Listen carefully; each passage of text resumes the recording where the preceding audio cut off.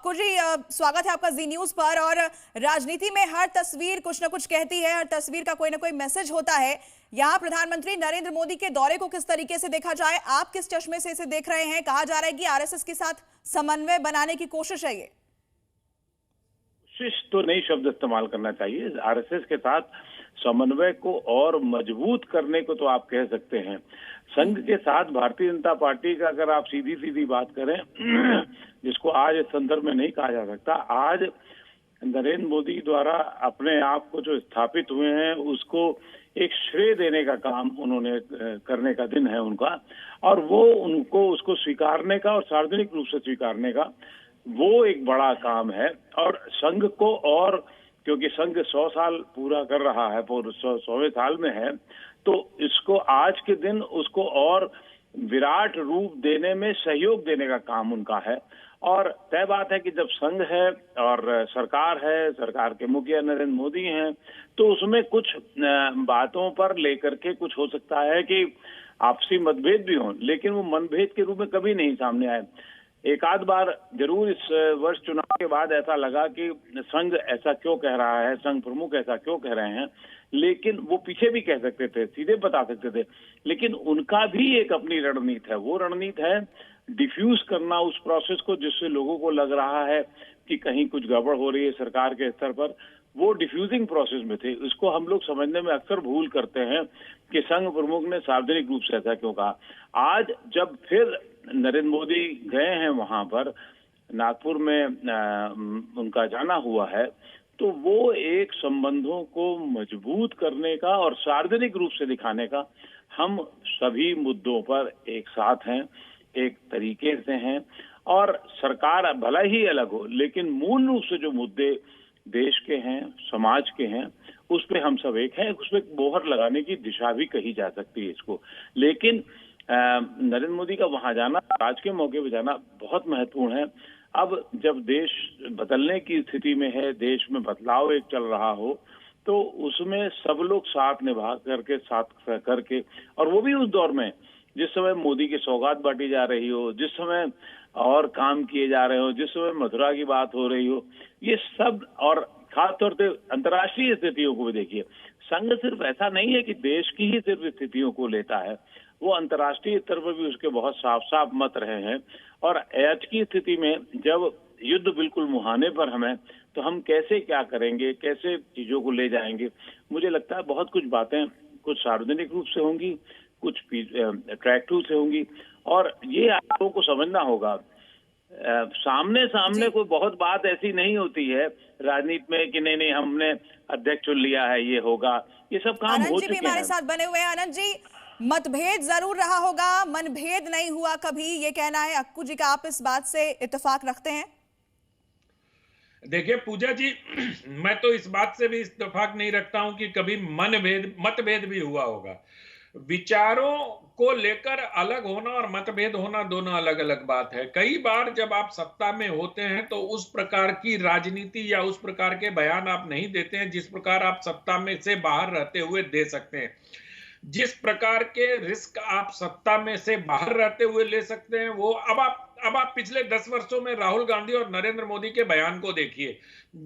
नरेंद्र मोदी के बयान जो 2014 के पहले हुआ करते थे, वो इतने संयत हो गए, और राहुल गांधी के बयान और भी असंगत होते चले गए। अब नेता विपक्ष बने, उसके बावजूद वो जिस प्रकार के बयान दे रहे, तो एक जिम्मेदार पद पर होने वाला व्यक्ति, हो सकता है कि संघ और नरेंद्र मोदी के राजनीतिक फैसलों में कभी किसी दोनों अलग अलग तरीके से इसको देखते हों, लेकिन मतभेद होगा इसमें मुझे संदेह है। क्योंकि संघ और भारतीय जनता पार्टी के बीच में समन्वय के लिए एक संगठन सचिव होता है, संगठन महासचिव होता है, जो बीएल संतोष के रूप में राष्ट्रीय स्वयंसेवक संघ ने भारतीय जनता पार्टी को दिया हुआ है। तो जो लोग ये कहते हैं कि, और इसमें ट्रिगर पॉइंट सिर्फ और सिर्फ श्रीमान जेपी नड्डा जी का वो बयान है जो लोकसभा चुनाव के पहले उन्होंने दिया था कि हम बहुत बड़े हो गए। रोक रही हूं, प्रधानमंत्री का एक बयान हम दर्शकों को सुनवा देते हैं जो पहले उन्होंने दिया था। संघ का जीवन कैसा होता है, इसके बारे में प्रधानमंत्री बात कर रहे थे, सुनिए जरा। संघ को समझना इतना सरल नहीं है।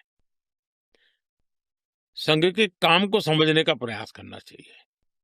और संघ स्वयं तो एक पर्पज ऑफ लाइफ जिसको कहे, इसके विषय में आपको एक अच्छी दिशा देता है। दूसरा, देश ही सब कुछ है और जन सेवा ही प्रभु सेवा है।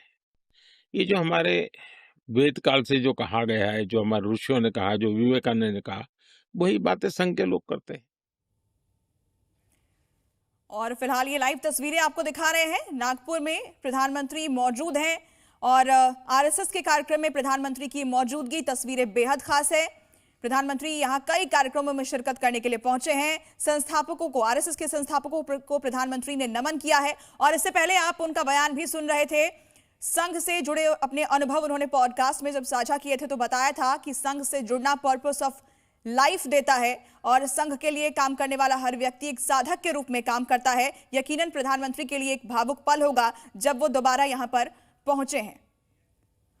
और अक्कू जी हमारे साथ बने हुए हैं। अक्कू जी, प्रधानमंत्री का ये बयान उन्होंने पॉडकास्ट के समय दिया था संघ को लेकर कि संघ पर्पस ऑफ लाइफ देता है, जीने की वजह बताता है। प्रधानमंत्री के लिए जरूर ये एक भावुक पल होगा जब वो इतने साल के बाद यहां पर आज लौटे हैं।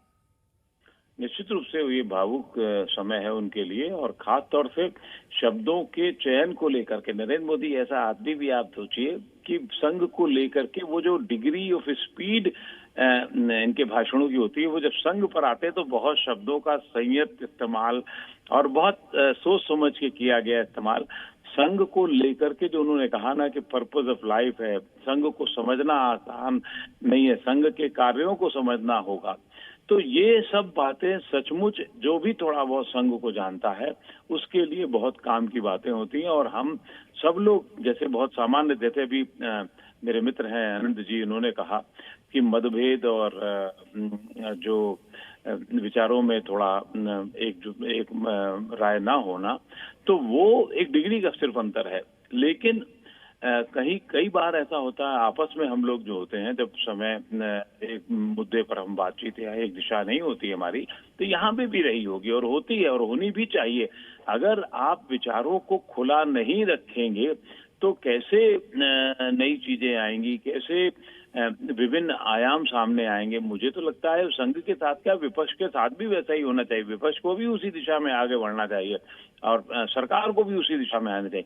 फिलहाल बात संघ को लेकर के और नरेंद्र मोदी के संबंधों को लेकर के या सरकार के संबंधों को लेकर के, तो मुझे नहीं लगता कि कहीं कोई ऐसी विभेद वाली स्थिति है, मनभेद वाली स्थिति है। और बहुत ही सोच समझ के, दोनों को पता है एक दूसरे के बिना दोनों का काम नहीं होना है।